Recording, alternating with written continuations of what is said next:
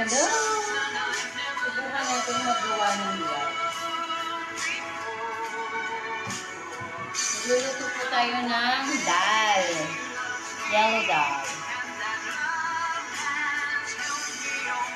Sabi na init sa Singapore.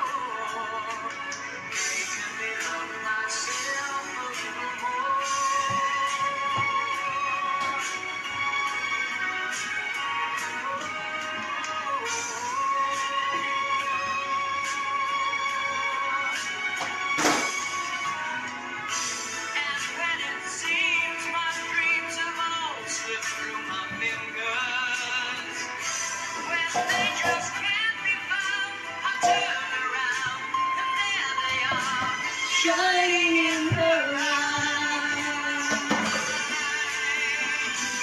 Come what may, she believes in that baby is something I never knew before. Come what may, she loves me, and that love has helped me open that door. Turuan ko po kayo gumawa ng ata ng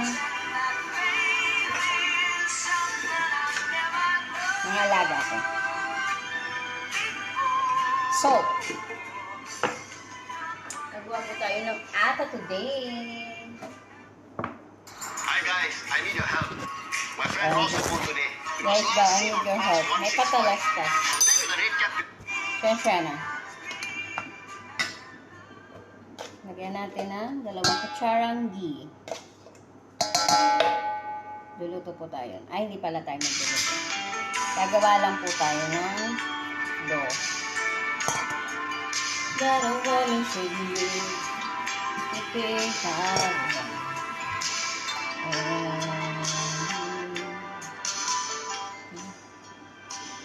Yan, para masarap magtrabaho ng may sounds. Habang nagluluto tayo ng yellow dal, so we make the ata now for the bread. Ayan, lumilipad pa yung ating ata. Ngayon lang po ako gagawa, susubukan ko na makapag-upload ng magandang video. Ayan. Wala po ngayon, ako po ay gagawa na ng mga lulutuin kong pagkain nila. Para makita niyo po yung ginagawa ng isang Pilipino. Ito po. Gawa na po yung ating dough para sa aking mga alaga. Mamayang gabi.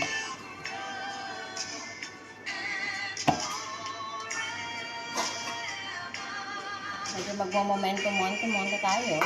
Ganon. Oo. Lagyan natin ng konting ghee. Masarap siya. This is the ghee.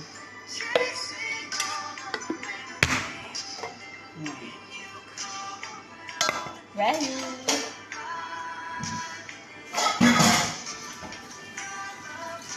Siyempre, kailangan natin magugas ng kamay. Hello?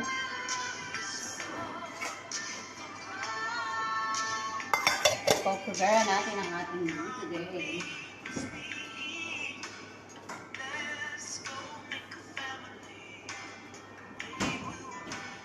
Gumagawa po ako ng aking masarap na yellow dal.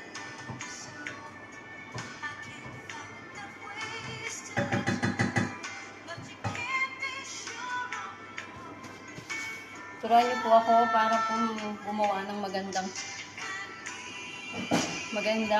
content. Because hindi pa po ako marunong. So, I will help you to do that. Ayaw ko nang madali ang aking kusina. May gumagapang-gapang. Ganon. Ako.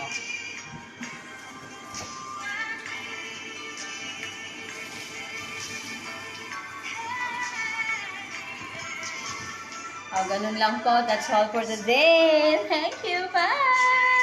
follow me.